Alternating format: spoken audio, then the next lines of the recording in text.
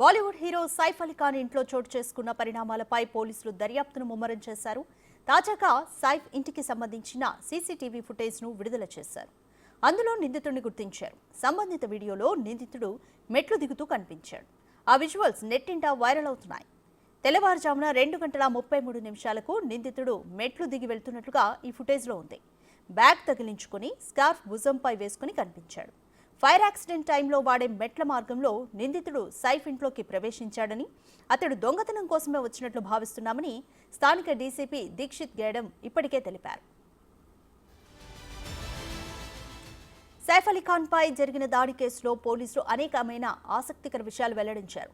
సైఫ్ కుటుంబంలోని పనివారు ఇచ్చిన ఫిర్యాదు ఆధారంగా దొంగపై హత్యాయత్నం కేసు నమోదైంది. దొంగతనానికి వచ్చిన వ్యక్తి సైఫ్ నుంచి ₹1 కోటి డిమాండ్ చేసినట్లు పోలీసులు వెల్లడించారు.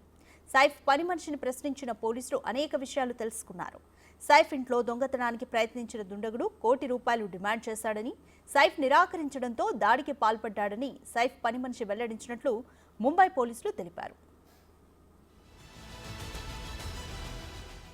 దుండగుడిని పట్టుకునేందుకు ముంబై పోలీసులు తీవ్రంగా ప్రయత్నిస్తున్నారు. దాదాపుగా 10 బృందాలు దుండగుడి కోసం గాలిస్తున్నాయి. దుండగుడు దొరికిన తర్వాతే అన్ని విషయాలు పూర్తిగా వెలుగులోకి వస్తాయని పోలీసులు భావిస్తున్నారు. గురువారం తెల్లవారుజామున సైఫ్ పై దుండగుడు జరిపిన దాడిలో నటుడి వీపుపై భాగంలో వెన్నెముక వద్ద తీవ్రంగా గాయమైందని, ప్రస్తుతం ఆయన ప్రమాదం నుంచి బయటపడినట్లు ఆయనకు చికిత్స అందిస్తున్న లీలావతి హాస్పిటల్ వైద్యులు ప్రకటించారు.